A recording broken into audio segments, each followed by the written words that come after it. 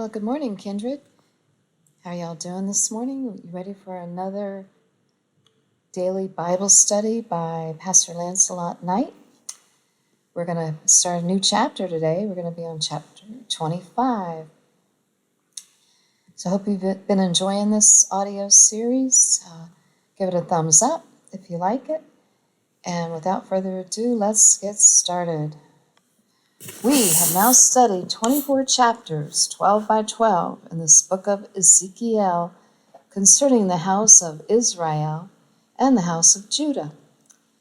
We have seen by modeling, by play acting, and by actual historical events all the whys, the whens, and the wherefores of their whoredoms or idolatries, their rebellion in not following our Father's word, and their ensuing chastisement by the soon coming king of Babylon. Okay, I want to stop here for a minute because I think a good case can be made that the king of Babylon, which is figurative for Satan himself, that Satan is already here in the church. Because look at our churches, they're teaching pagan practices like Ishtar, Easter.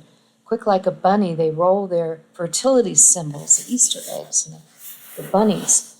And also even Christmas is pagan because Christ was born during the Feast of Tabernacles, not on December 25th, because the word says that the Word became flesh and tabernacled amongst us.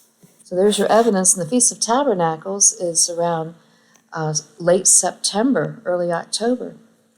So anyway, let's continue. So by now, you are probably wondering about all those other nations, the other Hebrew nations, who are not of Israel, and the nations of the Gentiles, that all come in contact with Israel, right? I mean, if Yahweh is the creator of all mankind, are they not his children too? We know that they are all steeped in idolatry and heathenism. So what is their fate? The fact is they are his children. He created all of the races of people and pronounced them all good, Genesis 1:31, and he loves them all. Okay, I've got to stop here a minute.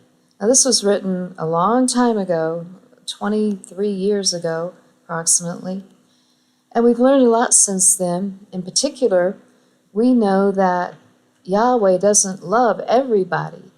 As a matter of fact, the word says, Jacob I love, but Esau I hated. And Esau was the progenitor of the Edomites. So if Yahweh hated Esau, he hated his children too, the Edomites. And we have another example where Christ told the Pharisees that where he was going, they could not come. And he was referring to after his crucifixion, when he would be resurrected and ascend into heaven with his Father, that they could not come there. And he told the vipers, he called them vipers and serpents, and said, how can you receive the kingdom? You know, they can't, because he explains to them in John chapter 8, I am from above, you are from beneath. Now you might be scratching your head wondering, what does that mean? Well, if you recall in Genesis chapter 6, we had these fallen angels which were kicked out of heaven into the earth, bound in chains of darkness, and that they actually took the daughters of Adam to wife and bear children to them. And these were our giants. And Yahweh sent the flood to destroy them, although he didn't get them all. There was still a residue, Goliath, for example. And Yahweh instructed the children of Israel to kill these Nephilim DNA type peoples.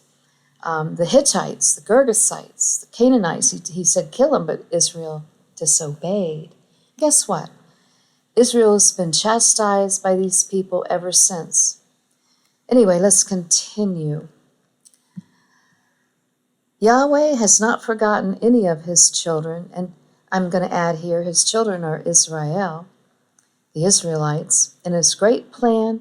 And so for the next several chapters in this book of Ezekiel, we as watchmen will be learning how our Father deals with them Individually, yes, but even on a national basis. Much of that dealing has to do with correction and chastisement. The important thing is that we know and understand that He always deals with them lovingly. How do we know that? Because whom He loves, He chastens. You see, that is one of the great and marvelous wonders about this flesh age. All of the sons of Yahweh can and do receive correction and even experience death without it killing the souls of those sons. If you are not familiar with the overall plan of Yahweh, then write to us for a free booklet, The Plan of God. It is just that many people don't realize that one of the greatest aspects of love is the proper use of discipline and chastisement. They are the tools of love that your children know that you love them. That's right, your children know that you love them when you discipline them. And the reverse of that is true also. If you